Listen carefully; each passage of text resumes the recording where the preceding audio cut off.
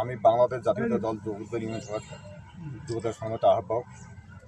আমি এবং আমরা জগৎবী ইউনিয়ন বিএনপির সম্মানিত সভাপতি জনাব মোহাম্মদ মাহফুজুর মিলন ভাই নেতৃত্বে আমরা এখানকার যুবদল, ছাত্রদল, স্বেচ্ছাসেবক, কৃষক দল, ওলামা দল, জিয়া পরিষদ, নবগঠিত কমিটি আমরা সবাই ঐক্যবদ্ধ। এই ঐক্যবদ্ধের কারণেই আমাদের এখানে আওয়ামী লীগ তথা ফেসিবাদী আওয়ামী লীগের কিছু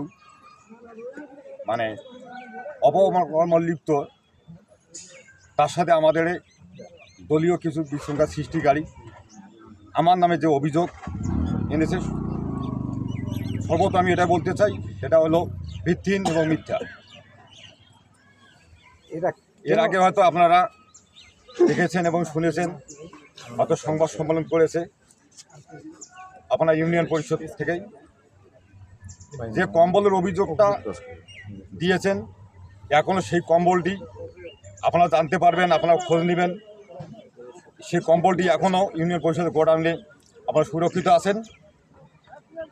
এবং ওনাদের সাথে আমরা কথা বলছি, ইউনিয়ন পরিষদের সচিবের সাথে কথা বলছি, যেহেতু চেয়ারম্যান এবং অন্যান্য এখানে যারা সদস্য আছেন তারা পরিষদে আসেন না, তাই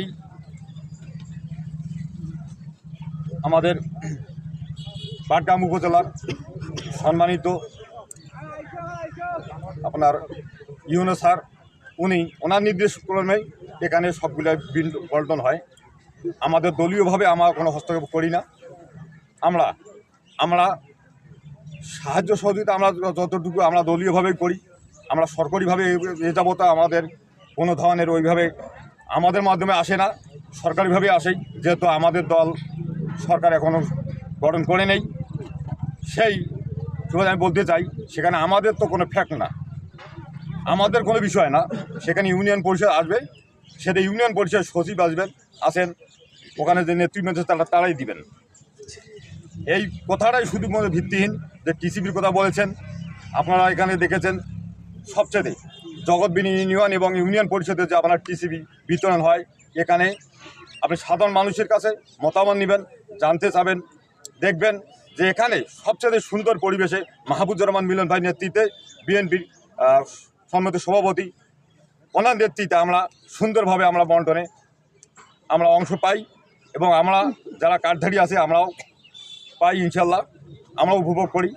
কিন্তু এই যে আমার বিরুদ্ধে এবং আমার সম্মানিত সভাপতি বিএনপির মাহফুজুর মিলন ভাইয়ের বিরুদ্ধে যে অভিযোগ আনা হয়েছে, যে সংবাদ সম্মেলন করেছেন ৯ নং ওয়ার্ডের আসাদুজ্জামান মানিক, সেটা সম্পূর্ণ ভিত্তিহীন, মিথ্যা।